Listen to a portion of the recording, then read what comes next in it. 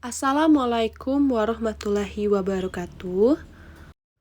Saya Debbie Febrianti, NIM 19591032 dari kelas PGMI 4A, mata kuliah Sejarah Kebudayaan Islam, dosen pengampu Agus Rian Oktori MPD. Di sini saya akan menceritakan kisah tentang Nabi Sulaiman. Setelah Nabi Daud meninggal, anaknya yang ini, Nabi Sulaiman, meneruskan kerajaan Bani Israel. Ada banyak hikmah dan pelajaran yang bisa diambil dari kisah Nabi Sulaiman, yang merupakan raja segala makhluk. Dan kami karuniakan kepada Daud, Sulaiman, dia adalah sebaik-baik hamba. Sesungguhnya dia amat taat kepada Tuhannya. Firman Allah Subhanahu wa Ta'ala dalam Al-Quran Surat Sad ayat 30. Nabi Sulaiman adalah satu dari 25 nabi dan rasul yang wajib diimani. Allah mengutus Nabi Sulaiman untuk memperbaiki akhlak Bani Israel. Sulaiman berdakwah berdasarkan Taurat, kitab yang diturunkan Nabi Daud.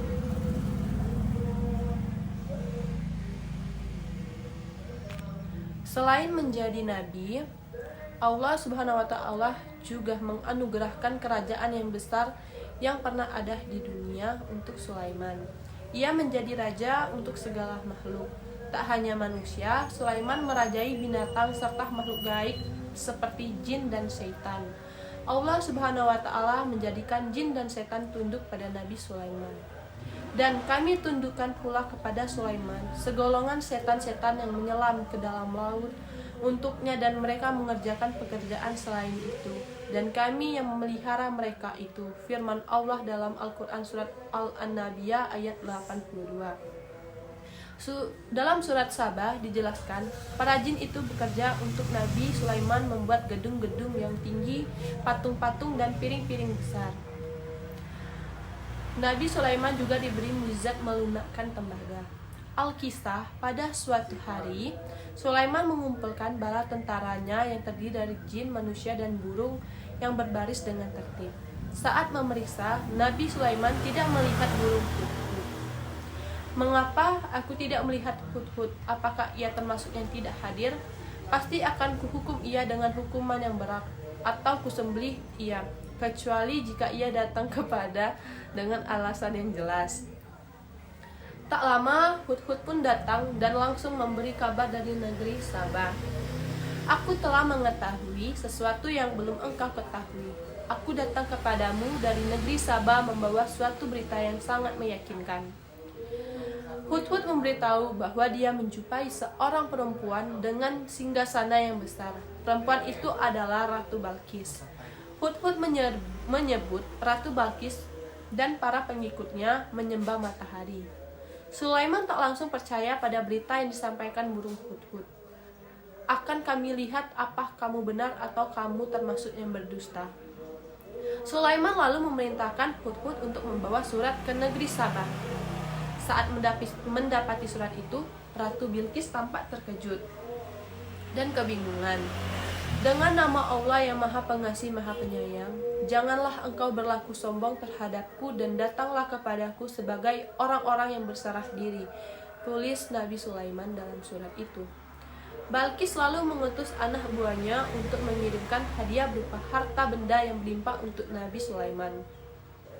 Nabi Sulaiman menolak hadiah itu dan mengancam bakal berperang melawan kerajaan Ratu Balkis.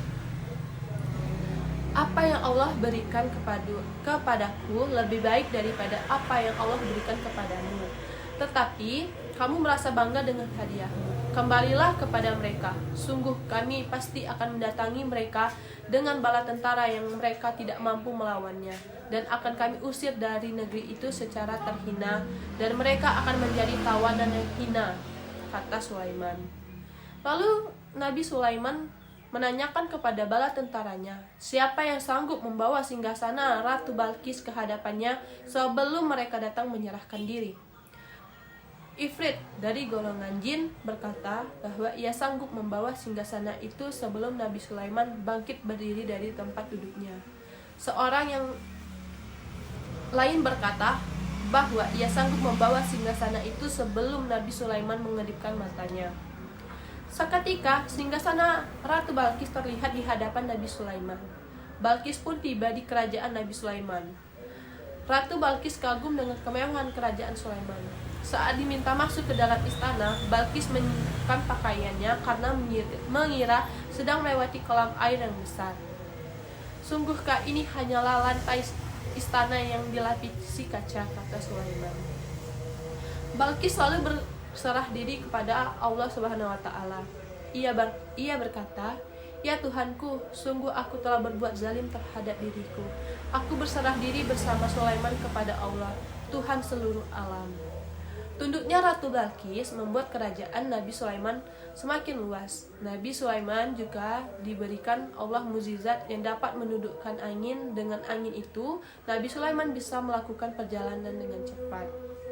Demikianlah yang bisa saya sampaikan dari cerita Nabi Sulaiman. Lebih dan kurangnya saya mohon maaf. Wabillahi taufik wal hidayah. Wassalamualaikum warahmatullahi wabarakatuh.